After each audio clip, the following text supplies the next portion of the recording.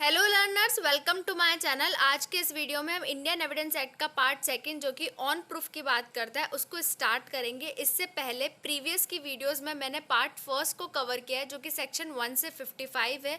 अगर आपको वो प्रोविजंस पढ़ने हैं तो आप प्रीवियस की वीडियोस के थ्रू उन प्रोविजंस को पढ़ सकते हैं।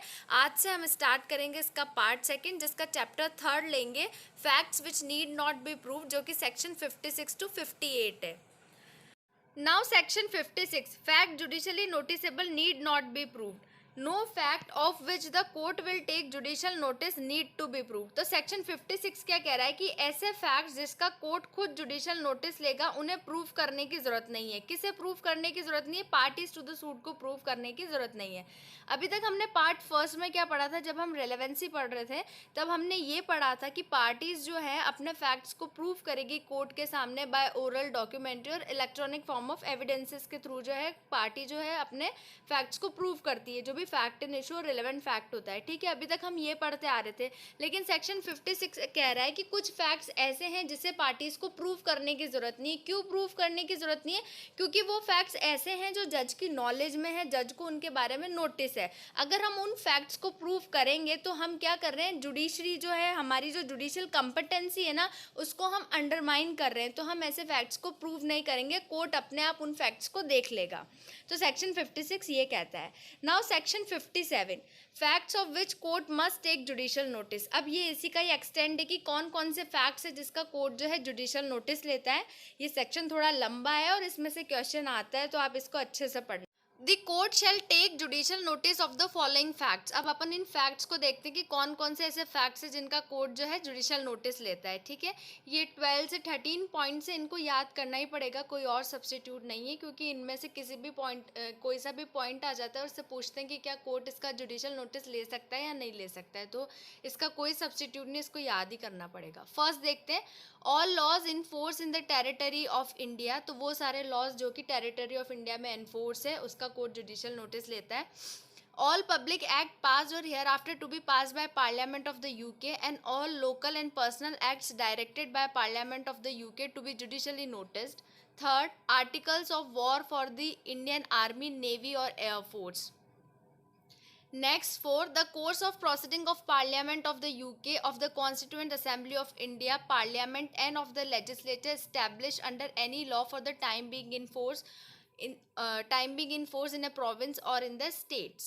Fifth, the accession and the sign manual of the sovereign for the time being of the UK, of the Great Britain and Ireland. Sixth, all seals of which English court take judicial notice, the seal of all courts in India, of all courts out of India established by the authority of central government or the crown representative, the seals of the court of admiralty, maritime jurisdiction and of the notaries public, and all seals which any person is authorized to use by the constitution or an act of parliament of the UK or an act or regulation having the force of law in India. 7 देखते हैं, the accession to the office, names, titles, functions and signatures of the person filing for the time being any public office in any state, if the fact of their appointment to such office is notified in the official gazette. 8th, the existence, title and national flag of every state or sovereign recognized by the government of India. ये वाला आता है question national flag से related. The division of the time, the geographical division of the world and the public festivals, fast and holidays notify in the official gazette. ये वाला भी आता है, ये हॉलीडेज से रिलेटेड और पब्लिक फेस्टिवल से रिलेटेड क्वेश्चन आता है। The 10th, the territories under the dominion of the government of India. ऐसी टेरिटरीज जो गवर्नमेंट ऑफ इंडिया के अंडर है वो। The commencement, continuance and the termination of hostilities between the government of India or any other state or body of persons, the names of the members and officers of the court and of their deputies and subordinate officers and assistants, and also all the officers acting in execution of its process, and of all advocates, attorneys, proctors, vakil, pleader and other person authorized by law to appear or act before it. The rule of the road on land or at sea, ये वाला भी आता है, ये वाला भी बहुत important है। अब नेक्स्ट देखते हैं। अब यहाँ तक तो पॉइंट थे, 13 तो पॉइंट थे, अब इसका ये नेक्स्ट देखते हैं। In all these cases and also on the matters of public history, literature, science or art, the court may resort for its aid to appropriate books or document of reference. ठीक है, अब ये जो है ना, public history, literature, science और art, जब इन चारों की बात आएगी तब कोर्ट क्या करेगा, जो भी इनसे रिलेटेड अप्रोप्रिएट बुक्स है जिससे कोर्ट जो है क्या ले सकता है, कोई भी जुडिशल नोटिस ले सकता है या किसी भी फैक्ट को जो है अंडरस्टैंड कर सकता है, तो वो जो कोर्ट जो है उन बुक्स का क्या करेगा, उन बुक्स की हेल्प लेगा, या फिर ऐसा कोई डॉक्यूमेंट है तो उन डॉक्यूमेंट की हेल्प ले लेगा इन चारों के केस में. Next, if the court is called upon by any person to take judicial notice of any fact, अगर कोई पर्सन कोर्ट को कहता है कि आप इस फैक्ट का जुडिशियल नोटिस लीजिए, तो कोर्ट जो है वो क्या करेगा, refuse to do so unless and until such person produces any such book और document as it may consider necessary to enable it to do so. ठीक है, तो कोर्ट जो है वो मना कर सकता है, लेकिन अगर वो पर्सन जो कोर्ट को कह रहा है कि आप जुडिशियल नोटिस लो, वो कुछ ऐसी बुक प्रोड्यूस कर देता है, कुछ ऐसा डॉक्यूमेंट प्रोड्यूस कर देता है जो कि उन फैक्ट्स को प्रूव कर रहा है. ठीक है, और जिससे कोर्ट को लगे कि हाँ मुझे ये देखना चाहिए, मुझे इस मैटर में इंटरफेयर करनी चाहिए, तो कोर्ट जो है उसका जुडिशियल नोटिस ले सकता है. Now section 58, facts admitted need not be proved. तो ऐसे फैक्ट्स जो कि एडमिटेड हो चुके हैं उनको प्रूव करने की जरूरत नहीं है.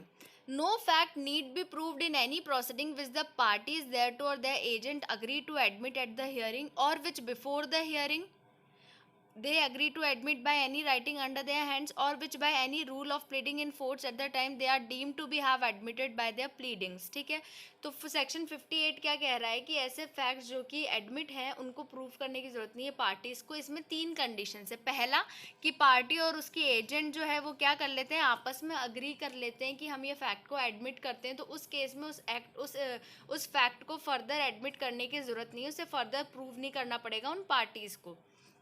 सेकंड कह रहा है जो कि हियरिंग से पहले ही कोर्ट जाने से पहले ही जो है पार्टीज एग्री कर लेती है इन राइटिंग. ठीक है, एक इन राइटिंग में वो अग्री कर रही है किसी भी फैक्ट को, तो उन फैक्ट को प्रूव करने की ज़रूरत नहीं है.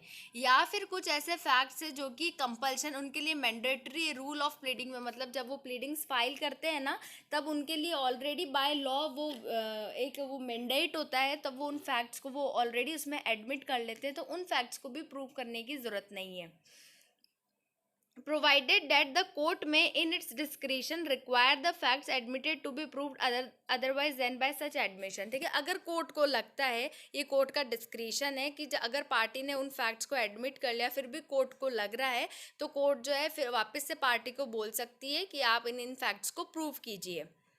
दैट्स ऑल, यही कह रहा है सेक्शन 58. इसमें 3 चीज़ें ध्यान रखने की है कि पार्टी कैसे कैसे अपने फैक्ट को एडमिट करती है. एक तो पार्टी और उसका एजेंट जो है वो क्या कर सकते हैं, आपस में अग्री कर लेते हैं कि हम फैक्ट को एडमिट कर रहे हैं हियरिंग के टाइम पे. ठीक है, एक हियरिंग से पहले कर लेते हैं राइटिंग में, और एक रूल ऑफ प्लीडिंग में, मतलब कि बाय लॉ को उनके ऊपर एक ये कंपल्शन है कि उनको वो फैक्ट एडमिट करना ही करना है. ठीक है, 3 चीज़ें हैं, बिफोर, आफ्टर और at the time of hearing. तीनों चीज़ों के तीनों वे से जो है पार्टी जो है उन फैक्ट को एडमिट कर सकती है.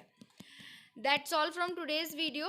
अगर आपको ये किसी भी सेक्शन में कोई प्रोविज़न नहीं समझ आ रहा है तो आप मुझे कमेंट करके पूछ सकते हैं, आप मुझे मेल भी कर सकते हैं. और येस, अगर आपको ये वीडियो हेल्पफुल लगा, इन्फॉर्मेटिव लगा हो, तो please do like, share and subscribe to my channel. Thank you so much.